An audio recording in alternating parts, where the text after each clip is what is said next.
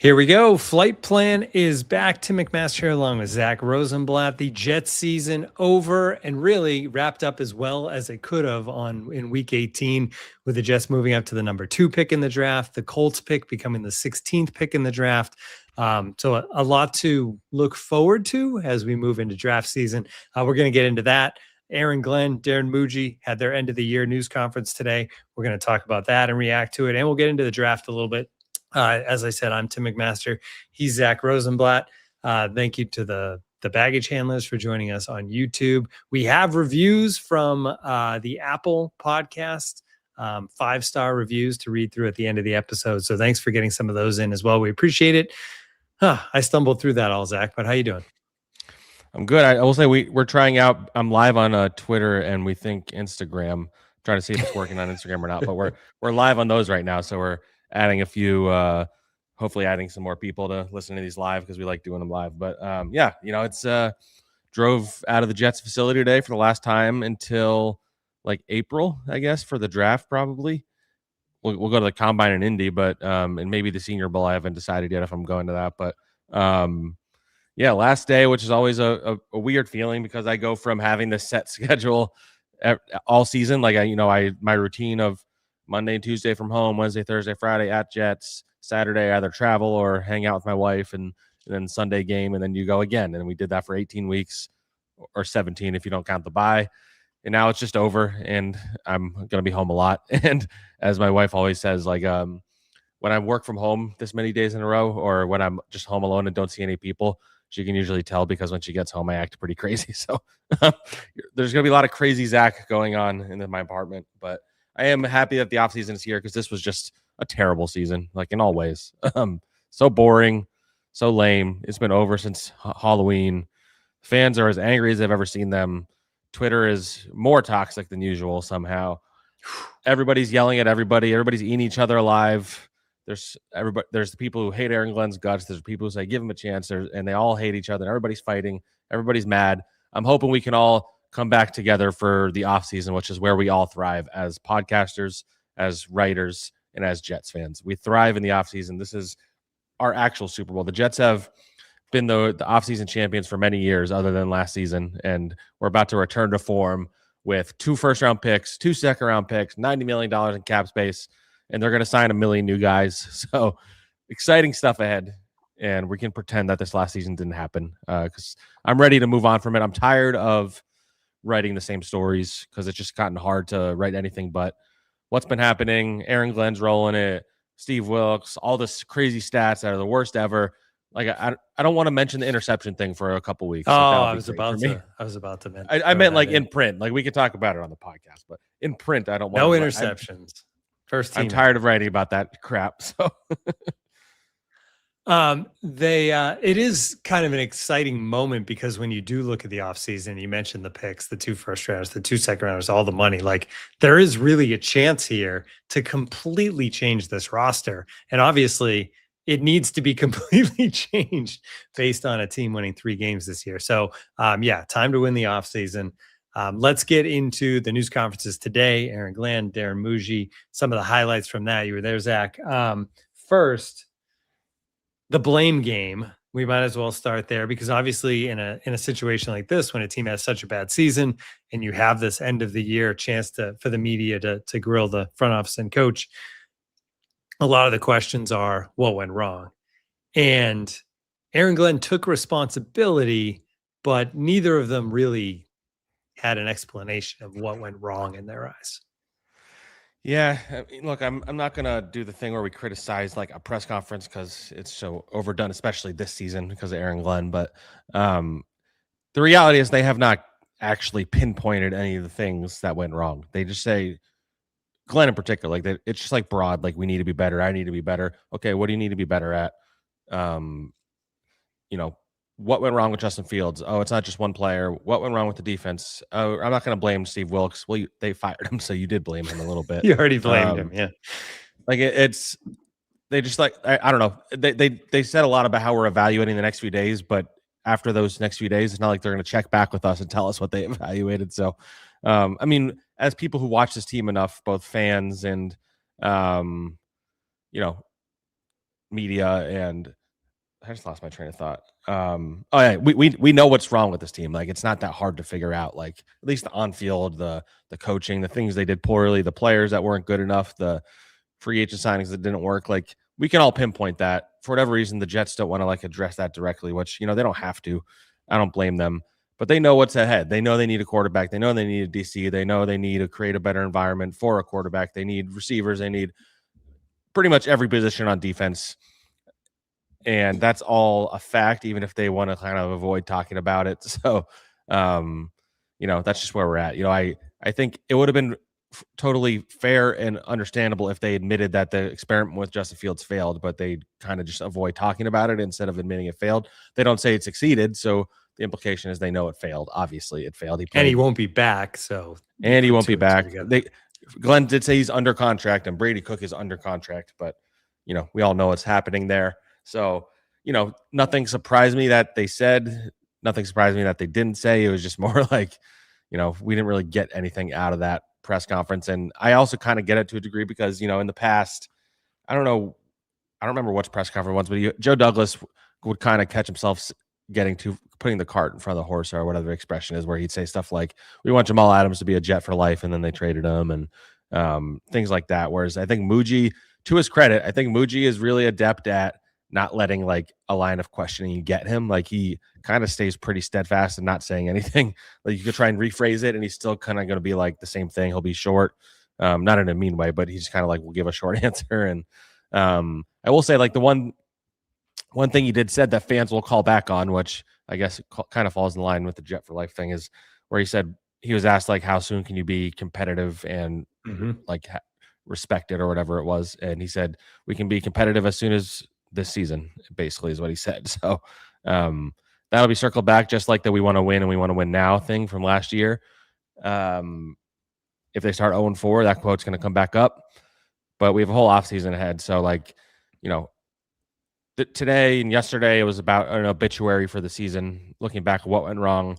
I think as we go forward, everything's going to be about what they do now. Like, you can be skeptical of Aaron Glenn, you can be skeptical of Muji or Engstrand or whatever it is. You can be skeptical of all this stuff, but we won't know if they're going to improve until the fall, and none of these people are getting fired. So there's no point in talking about that over and over again, now that we know that for sure. So I think the rest of this offseason, I hope the focus is just like, okay, who's the right quarterback? Did they get the right quarterback? What do you think of that? And then all the other stuff as well. Well, and Aaron Glenn has gotten plenty of criticism, and you mentioned it continues to go and it continues to build among the fan base. But overall, I think if you ask people about Muji, they would give him pretty strong marks for his first year there.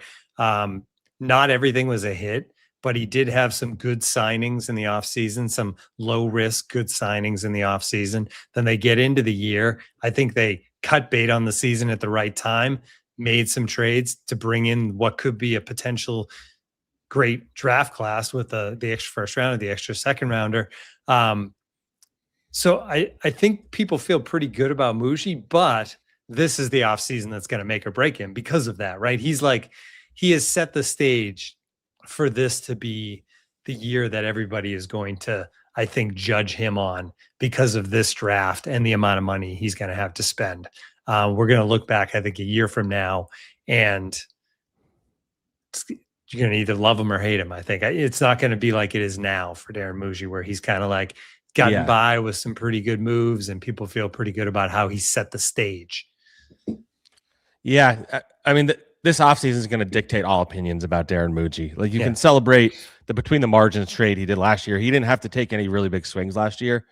Like, Fields was the biggest swing they took, and even that, everybody knew there was a chance it wouldn't work. Like, I thought it was the right move at the time, and I still, in retrospect, do like the idea of trying to, maybe they overpaid. I don't think it's a big deal. They still have $90 million in cap space even after overpaying for him, and they're not going to have less when they cut him. So, like, you can criticize them for it, but it's not a big deal ultimately. The big deal is that he was very bad. They didn't see that he was very bad, and they did a bad job of building an offense around a guy who was bad, I guess. So, I think you could criticize him in retrospect for not taking a flyer on a quarterback, because if you look, like, Tyler Shuck was a second-round pick. You could have had him, and he looks pretty good right now. Jackson Dart, not everybody evaluated him as highly as the Giants, but like there were quarterbacks to be taken. They didn't take any flyers, and so you were left with Brady Cook, playing out the string at the end of the season, or that guy Riley Leonard looked pretty good for the Colts at the end of the season, or Shador, whatever you want to say Although about while him. Riley Leonard may have looked good for the Colts this season, they also went to Phillip Rivers for 2 weeks. Yeah, but rather than give it to him. So. But yeah, so we're gonna find out what Muji's made of this offseason. When you have that much cap space and draft capital, there's no excuses anymore. Like, you need to have a better team next year. It's a low bar to clear having a better team, but like, they need to be competitive at the beginning and end of the season. They're not. I don't think this is a playoff team. They have too many holes unless the quarterback they draft, whether it's Moore or Mendoza or whatever, unless he comes in and it's Jaden Daniels in year one.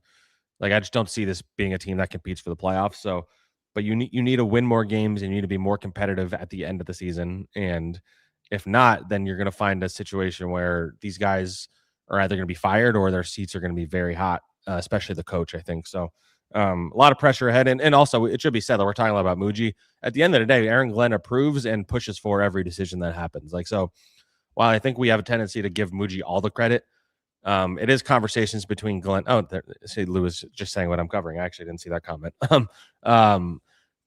Yeah, like Aaron Glenn, like Darren Mougey's the one that went out and found Juwan Briggs and went out and made the trade for Harrison Phillips and Jarvis Brownlee. But the way they process, at least the way Aaron Glenn explained it recently, is Muji will come to him with a potential addition. They'll sit down and discuss it, and then they'll decide what they're doing. AKA Aaron Glenn will give the stamp of approval or not. So like, they don't trade away Sauce Gardner and Quentin Williams unless Aaron Glenn is game for it.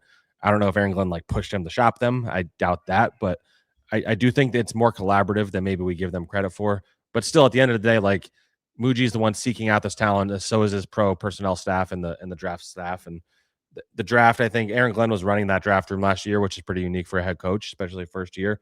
So if you like Membo, I think, Glenn deserves credit for that. If you like AZ Thomas, Glenn deserves credit for that. So it is a collaboration, but I do think the scapegoat, it's easier to scapegoat the coach because he has his hand in more things. And so, the on-field product in particular. So if they're this bad again next year, but it feels like they have a good core of talent, then it's the kind of situation you see with the Giants where Shane was brought back despite how terrible they were and Daboll was fired. But, that's a down the line thing. Like, I don't know what's going to happen this season, but I if it goes terribly again, I lean more towards the coach leaving than the GM right away, I would say. Muji was asked about the money, and he said he expects to be aggressive but calculated, which is exactly what you kind of said about Muji answers. There's not much there, but that's what he said. All right. Another thing that came up, obviously, is the quarterback position, but specifically here, because we'll get into the draft a little bit later, the infrastructure in order to have a successful young quarterback. And they both said they're confident in this organization building that infrastructure. Zach, the offensive line's already there. So they're a step ahead of what like Joe Douglas was trying to do initially for Sam Darnold and then for Zach, like when the O-line just couldn't be put together. They have a decent O-line that you would think with another year together will be even better next year. So is it fair for them to be confident for an organization that has had so much trouble developing a quarterback, for them to be confident that they can now do that and put the pieces around it to make it successful? Yeah, I mean, that's the big question. It was a question at the press conference today. I think this is a better situation. I think I'm going to do a story in this either this week or coming up, like how this compares to the situation they have for Sam Darnold and the one they had for Zach Wilson, because those are the comparison points here. I mean, offensive line, I can confidently say is better than those two as they were going. I do think we're maybe overrating the offensive line a little bit. I think it's a solid group. I don't think it's a great group. I think they were average. I think they had some bad games. They had some good ones. Like I know PFF is not like the end all be all, but I don't think the grades were great for a couple of those guys. I think you feel really good about Membo. I think you feel really good about Olufashinu. I feel better about Joe Tittman this year. Josh Myers is whatever he is. Like, I think you can get by with him. I think you could probably upgrade that. And then AVT, I think, is the best case scenario at left guard. And I think that's just a solid offensive line. And so you have that. I think Muji, the way they talked, and they kind of tried to avoid talking about it directly, but I still get the impression they're going to franchise tag Breece Hall. So you have a solid running back. You have a number one receiver in Garrett Wilson if he's healthy. I don't think you can bank on any of the other guys. AD Mitchell is intriguing, but I don't think you can go in next year with him as the number two. So you go and get a number 2 receiver in the draft and or free agency. Mason Taylor gets healthy. Hopefully he's better in year 2. Like, he was a little inconsistent, but he was also banged up a lot in a terrible quarterback situation. But yeah, so that's like a solid across the board group. I wouldn't say it's an amazing supporting cast, but it's a solid supporting cast. And the biggest question you would have is if it's the coaching staff is the one in place to like get them in the right position to succeed, because we haven't had any evidence of that, because they tried building an offense around Justin Fields and it didn't work. It was probably didn't work because he's so bad, but they had a plan and it didn't work. So is Tanner Engstrom the right OC to build a team around him? Is Charles London the right quarterbacks coach? I lean towards him getting fired, but I know I don't think Aaron Glenn's made any official decisions on the staff yet. They need the right supporting staff. They need the right scheme. They need to build this around whoever the quarterback is, build your offense around him and make his life as easy as possible. And hopefully it's someone that can make plays also when the things break down. And I think a lot of NFL offenses these days have become progression based, where you go through your progressions as opposed to like reading the defense, which makes it simpler. It didn't really work with Justin Fields because he just, if the first read wasn't there, it was just an absolute mess. I feel better about Mendoza and Dante Moore in theory in those scenarios, or, in some of these veterans we've talked about. But yeah, they have questions to answer about building this. And I think they should just load up even more. Okay, you bring back Breece Hall. I still think they should get another running back. Like, Braylon Allen was really hurt last year. Isaiah Davis was solid, but I don't think he's shown enough where you can say, if Breece goes down, do we trust these guys? You need receivers. I'd get multiple. I'd get another tight end. I'd get some depth on the offensive line. Like, I think they need to still load up on the offense, even if defense is a bigger concern, because this is an offensive league at the end of the day. And if you can't score points and get first downs, then you're going to lose all the time. And that's what we've seen for years and years and years. They've had good defenses and terrible offenses. I would love to see the opposite for once. Like, I would love to, if you're going to have one side only be good, I would love it to be offense, because that'd be a lot more fun. So if they're going to lose games 35-30 or something, that'd be a lot more fun than the ones that we've seen. So I hope they figure it out and get the right things in place. But it's all kind of an unknown. Like, one thing that I thought was interesting from this, I am ranting a little bit, but one thing I thought that was interesting from this press conference today is that they both kind of alluded to their confidence going into next year is that this first year they didn't have any experience and now they have it. Like, it was like they admitted that they not that they weren't ready for the job, but like that's a much different tone than Aaron Glenn struck when he first got here, when he's talking about like, Dan Campbell let me be the head coach sometimes and I would run the thing and I'm ready for this job. Like, I'm not worried about like the first year things that happen. And then he pretty clearly was learning on the job. And now they're kind of admitting that like, yeah, we were learning on the job, but now we've learned and we have that experience and now I feel better. And, maybe it will get better. Like, I think if you want to think about the idea of everything getting better and them building a better environment for the quarterback, it's that they have a whole offseason, whereas, and they have all this backlog of evidence and they got more time with these players. Whereas if you think about the hiring cycle and, they don't get credit for this or anything because every team deals with it, but the season ends in January. The interviews happen over the next couple of weeks. The hiring happens at the end of January. And then you have basically a month or less to get your staff together and prepare a plan, learn about what Muji needed to learn about what Aaron Glenn wanted and vice versa. And then they needed to construct a plan for the combine less than a month later. And then you have free agency starts 2 weeks after that. And then you have the NFL draft starts a month after that. So it's like, it all happens really fast. And maybe they weren't ready for that moment in terms of the building and stuff like that. So we'll see if they take the right lessons from last year. We have no evidence that they will or won't. And that's why you should be open to the possibility they figure it out. They gave me no reason to be confident that Aaron Glenn in particular will, but I'm open to the possibility that he figures it out. Like, I think everybody should be. And in his defense of saying what he did last offseason, it's not like you can take a job as a head coach and be like, well, this first year, we're just going to learn some stuff. Like, yeah, that's fair. not going to go over well with I don't really know what I'm doing yet, but I will a year from now. I promise, guys. Yeah, I'll get there. I would love coaches. I would love if everybody just had to be like, everybody took truth serum before press conferences. But like, yeah, I didn't really know what I was doing on that play. I kind of just made it up as I went along. Like, I just would love to hear stuff like that. All right, defensive coordinator. That is the thing that is open already and needs to be filled. They asked Glenn about that today. He said it seemed like the thing he stressed, Zach, was that whoever it is, and they said they're going to do plenty of interviews to fill the role, it needs to be someone that meshes with him. Now, that's not to say he didn't feel that way last offseason, but I think it's fitting, or it's interesting that he called that out, that like, hey, this needs to be somebody that I work well together. And I wonder if that means it's somebody that he has to already know now. I think it'll have to do more with scheme aligning with what he's accustomed to, because he actually said something. Yeah. He admitted something interesting later in the press conference when he was asked directly, like, so why did you hire Steve Wilks when you guys didn't have a background together? You know, it didn't go well for him in San Francisco. And he said like he wanted to run a similar defense to what they ran in San Fran with Wilks, which basically is the defense Saleh ran, which didn't work in San Fran because Wilks was trying to run the solid defense, ironically, and they brought him here, and that was like the idea. And then I think they started to mess. And now Saleh's back there, and it's working. It's a very confusing little thing going on there. But so you have the combo of that, and I think they tried to mix in some Aaron Glenn stuff and mix in some of Steve Wilks' stuff, and so you just had a mishmash and a defense without an identity.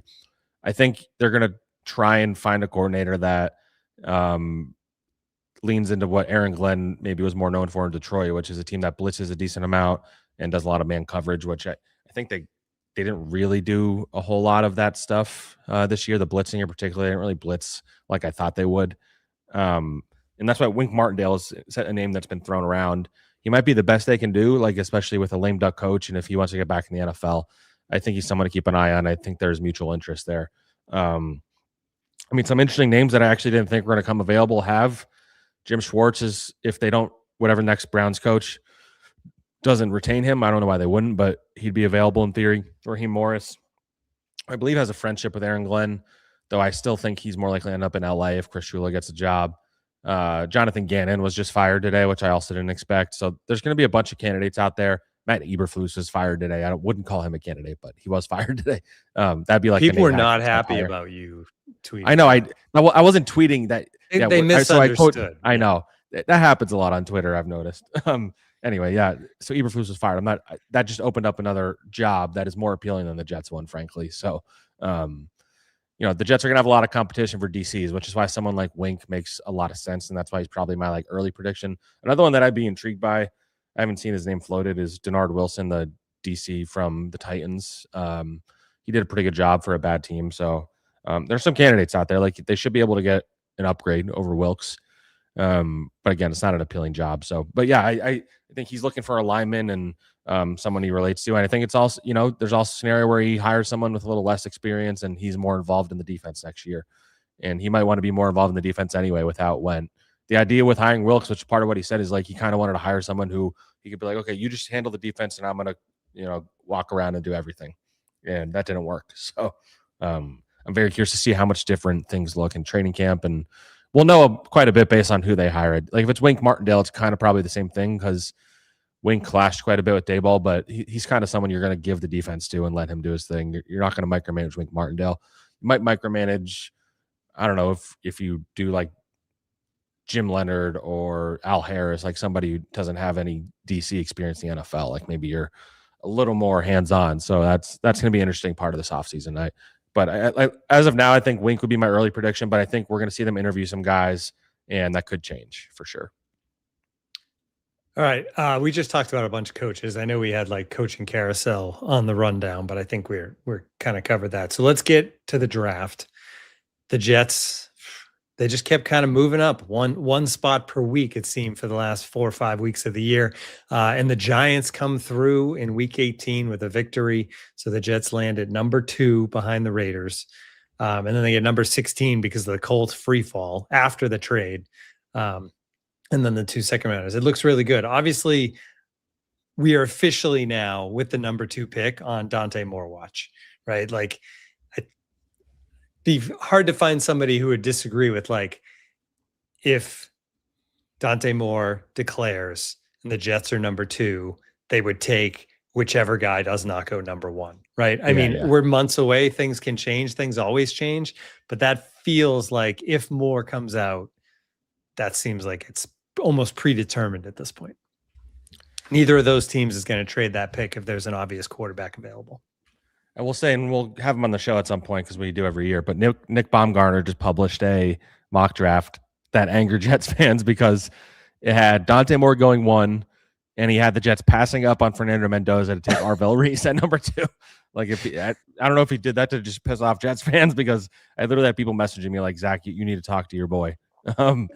So we got to get Nick on to talk about that because it's just kind of funny to me. I think that would probably be the scenario that would make the Jets fans the angriest, passing up Mendoza, who they've all been begging for. Although I will, the one thing about that is like, by a lot of people's opinions, that would mean the Jets get the best player in the draft. Yeah. And if they did that in theory, that would mean they don't think highly of Fernando Mendoza. Like they don't want to put all their eggs in that basket in theory.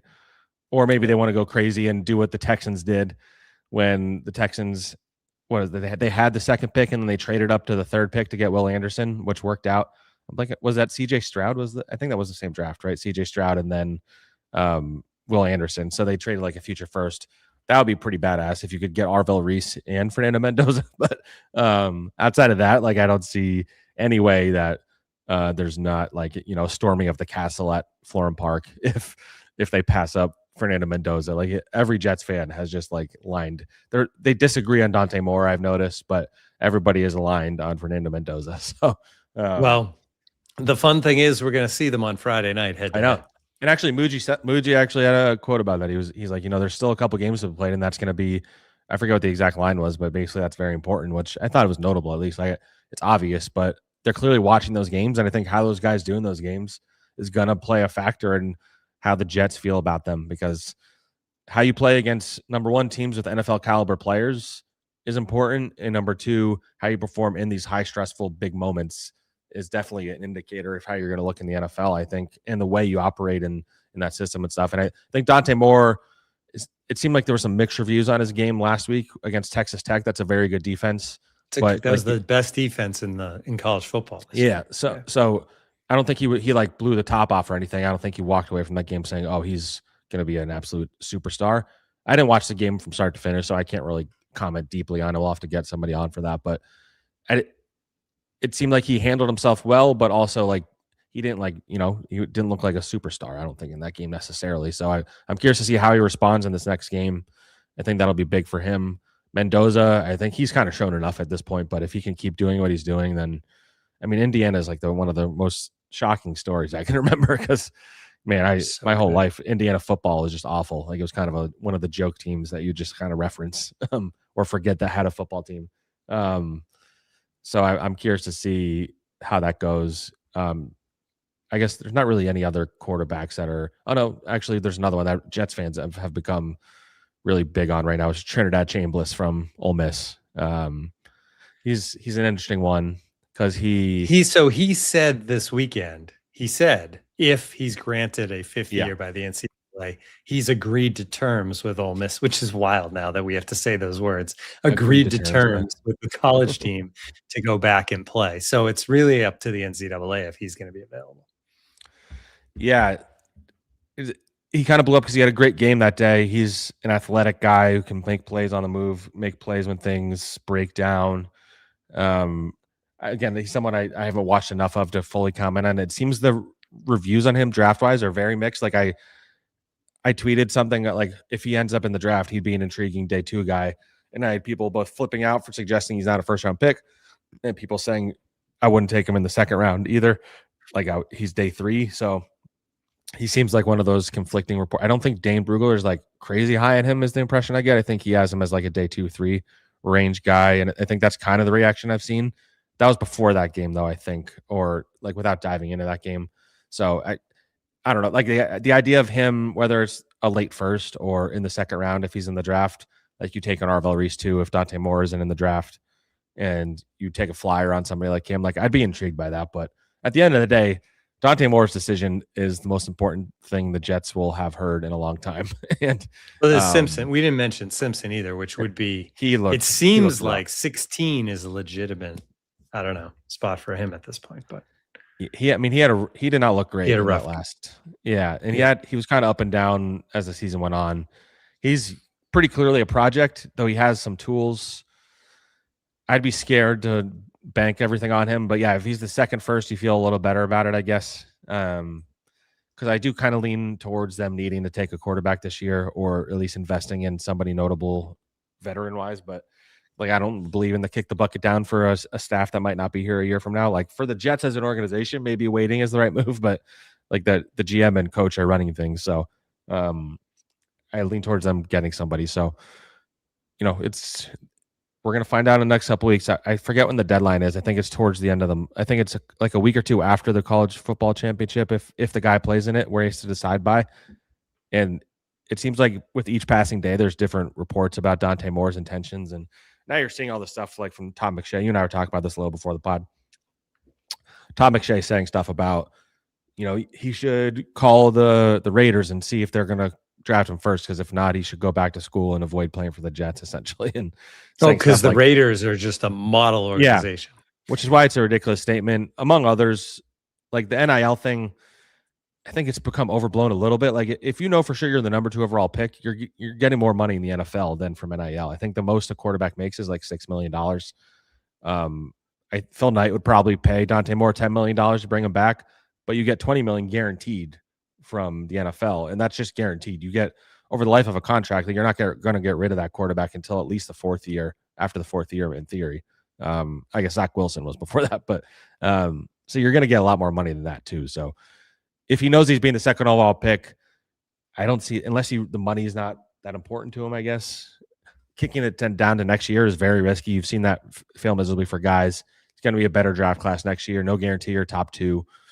So I think that whole scenario is a little ridiculous. It's certainly like, I don't doubt that there's guys that would look at, they're in the draft and like, man, I really don't want to go to the Jets. Like that's probably a reality, but I don't think it's a scenario where anyone's going to refuse to. There's not a Manning in this draft class where maybe Arch Manning would refuse to play for the Jets because that runs in his blood, refusing to play for a team you don't want to play for.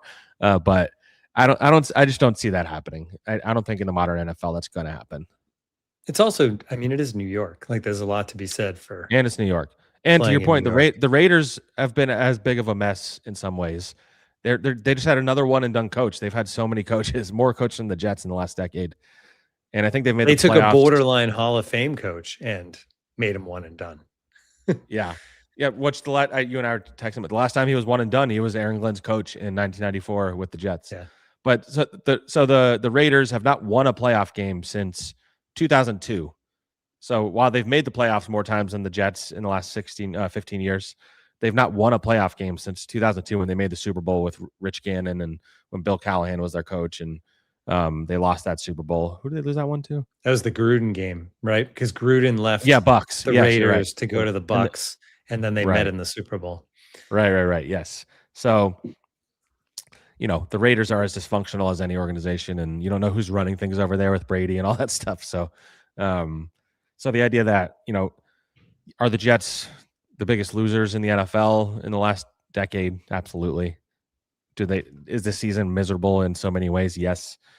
But I don't think it's still an NFL team. It's still in the New York market. And if a quarterback comes to the Jets and is good, he's going to be the most famous person in town. Like this fan base is so like, I'm convinced it's going to be like when the Knicks became good finally a couple years ago. Be Joe Namath. I think he'd be the most popular guy around here. Like even with the Yankees here and the Giants, like I legitimately think if a Jets quarterback is a superstar, like it's going to be a level of fame. I mean, we kind of saw it with Rodgers to a degree, but he was already famous when he got here. Like so I'd be fascinated by that happening, and I'd love for it to happen because I've watched a lot of shitty quarterback play. So, so Friday night, I think that game's at 7:30. It's like earlier than or 8:00. Anyway. It'll be Mendoza. They played once already this year, Oregon and Indiana. Indiana won it at Oregon. I think it was 30-20. I looked at the numbers more through 2 picks in that game. Mendoza had a touchdown and a pick. Neither of them was like great at that point. It was a huge game early in the season in the Big Ten. Yeah. So it'd be interesting to see how they progressed and how they play in this one, because we've talked a lot about Moore's lack of experience, and he's played twice as many games now as he had at that point. So we'll see how that goes. All right. Should we do should look at the picks? Picks are getting interesting. We're heading into the playoffs and we have a new leader, Quattro02, and it's coming off a huge week. He had 8 of 10 right, which is one of the best weeks of the year. Zach, good job by you. 7 good right, week. 7 out of 10 to move back into 15th. But he's got a 2-game lead as we head into the playoffs. The games dwindle now. Obviously, only 6 games to pick this week. Then it'll be 4, and then 2, and then 1. So that is a significant lead. Should we look at the actual games? I think I already did my picks here. So you can look at mine, Zach, but Rams at Panthers. Panthers are not a playoff team. Plus 10. Yeah. I don't think that's enough. I think the Rams can name the score in that one, even though it's at Carolina. Yeah. Buffalo Jacksonville is interesting. I just keep thinking Buffalo is going to figure it out. I know. I'm so convinced of that too, that like I could totally see Jacksonville winning, and Jacksonville has been kind of doubted all season.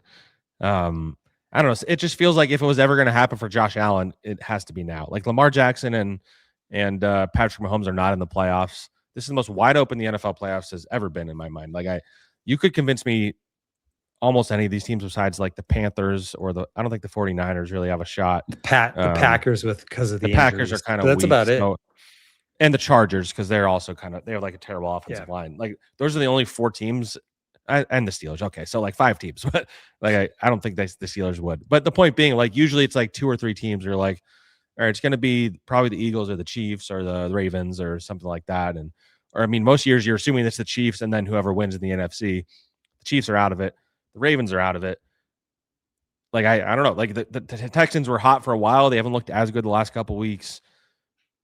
The Eagles are the weirdest team in the NFL, but also maybe the most talented. Like the Bears have no business winning as many games as they did, but they did. So like it's just like all the Patriots, like everybody's, oh, they didn't play anybody good. Well, they still beat everybody they played. And so then you have the Bills and the Jaguars, who I think I could see either of these teams coming out of the AFC. Like that's literally how wide open I think it is. So I don't know. Like I think if I'm predicting, if we're going to sit here and like put our feet down and predict the Super Bowl, I think I would go with Bills versus maybe either Bills versus Seahawks or Eagles, but I'll say Bills Eagles. I'll say the Eagles figure it out in the playoffs. I'll say Bills. And I'm taking the Niners to beat the Eagles now. I just think the Eagles season just goes down. I know that's the thing. The Eagles could very easily get killed in the first round, or they could make it to the Super Bowl. Like it could be so many different directions. I just think talent wise, their defense is so good, and they have the horses on offense if they can just figure it out. They haven't figured it out yet, which is bad. But Sam Darnold in the Super Bowl. Can you imagine? I know. I there's a part of me that wants to switch my pick, but I'll stick with it for now. But the Seahawks are good, man. Like they're really good. I was impressed. I thought the Niners would take care of them last week. I mean, it was an ugly, terrible game, but yeah.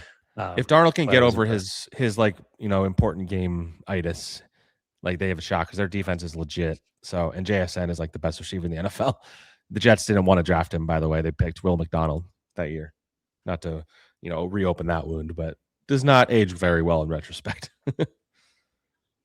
All right, let's read some reviews before we say goodbye. We want to thank everybody for the reviews on Apple. Some fun ones. We'll just zip through these. Some of them are just nice. Some of them are good. But thank you everybody that did that. Obviously helps us reviews everywhere and sharing the pod. T. Jones says, there isn't a lot to be hopeful about with this team, but the guys managed to provide news and analysis in a fun tone that doesn't pile on. They could use a cough button for Zach's post-nasal snorts. Amen. Then Flight 0077, Jets stink, but fun show. Great show. Really enjoyed Tim and Zach's insights into the Jets. Hopefully one day the Jets will be good and we can talk about how fun the team is. Until then, it's wheels up and take off into another losing season. Sluggo 1982 says, I'm a big fan. Appreciate the analysis without being demeaning.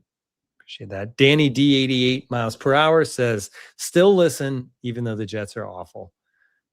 Chris Witz, my go-to Jets podcast. Even been a listener since the Can't Wait days, and I think they're only getting better. Zach's very plugged in with the franchise, so you really get some behind-the-scenes info, and his guesses tend to come true at an impressive rate.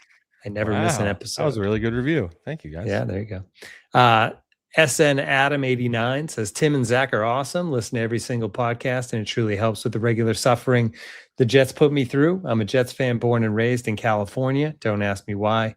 Also, Tim sounds exactly like my stepdad. Okay. Sounds like something personal you got to deal with. Not sure why that makes it. I don't know why I didn't deduct a star for that. And then finally, TV Expert 1993. Tim and Zach are awesome and have been excellent additions to the Badlands crew. We're happy to be a part of the Badlands team. A must-listen pod every week. So there you go. Those are all the around the holidays reviews. So kind words. And that's going to do it for us. I think we're shifting officially. Tell me if I'm wrong, Zach, but I think we're officially into one episode a week unless something big happens, and then we'll do more. Yeah. Like if they like shockingly fire Tanner Engstrand, which I don't think they're going to, but if they were to do something like that, we'd probably do an emergency pod. But yeah, other than that, once a week from here on out, and I'm sure we're gonna get some draft experts. I was thinking maybe we start getting some people who've covered some of the quarterbacks the Jets might be considering, or even if it's a college guy or something like that. We're going to really dive into this offseason. It's going to be fun. This is where we thrive, like you said. So subscribe also if you're listening. You don't subscribe already, because then you get the notifications that we're going, and it helps us out a little bit too. So, and the live number is huge today because of the addition of Instagram and Twitter. Zach, appreciate you offering up your accounts for that. So thanks to everybody who's never watched us before, that's joining us in either of those places. Jump over to YouTube and subscribe there, or to the audio version and check us out. We appreciate it. That's going to do it for this edition of Flight Plan. We'll talk to everybody soon.